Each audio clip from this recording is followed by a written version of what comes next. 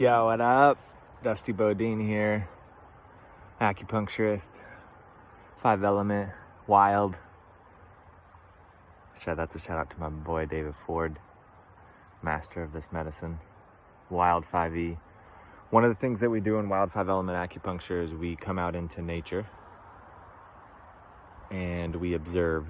And in observing the elements such as the trees or the grass or the creek that I'm sitting nearby that I can hear, or the earth or the rocks, they're all related to different organ systems.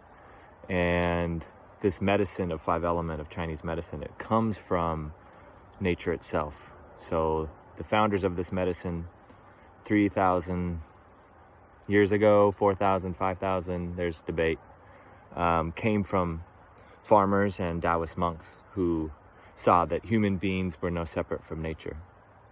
So, for example, the kidney element is related to water, and as is the bladder. And so I'm sitting next to this little creek right here, and this rushing river,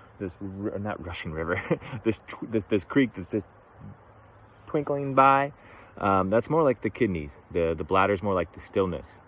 And how we might see that in a human being. So if every human being is a walking, talking landscape, meaning that we're no separate from nature, landscape is a term that David Ford came up with, or the Chi did. He wouldn't say he came up with it. It was a Chi download.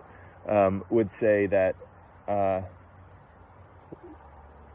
the water in a kidney aspect is more like the will, the rivers.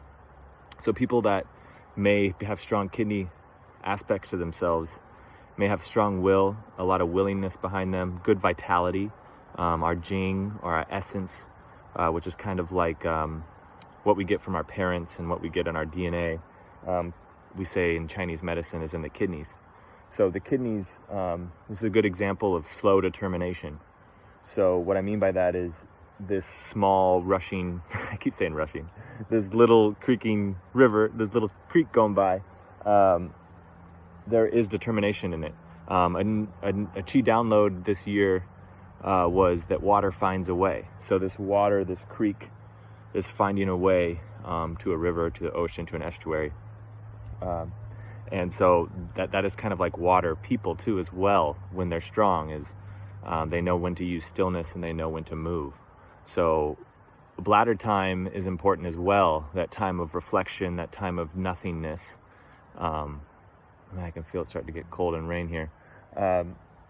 So that's how we learn from nature, and that's how we can grow. And I would even say, even though this is not a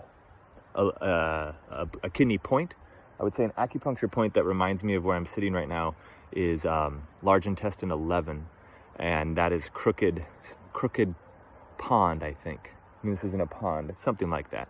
Or crooked bend, it's at the elbow right here. And this is a really good grounding point. And the large intestine is a mineral element, and that has to do with the lungs and the large intestine, their pair, and that can be creativity, the ability to let go. So I might think about an acupuncture point such as this. This is all stuff that I learned from Chi downloads and David Ford, and just my life experience and studying this medicine. It's beautiful. And I love that I don't need a book to study. I can just come out here and look around and contemplate and think about what I'm seeing and make connections there. All right, thank you.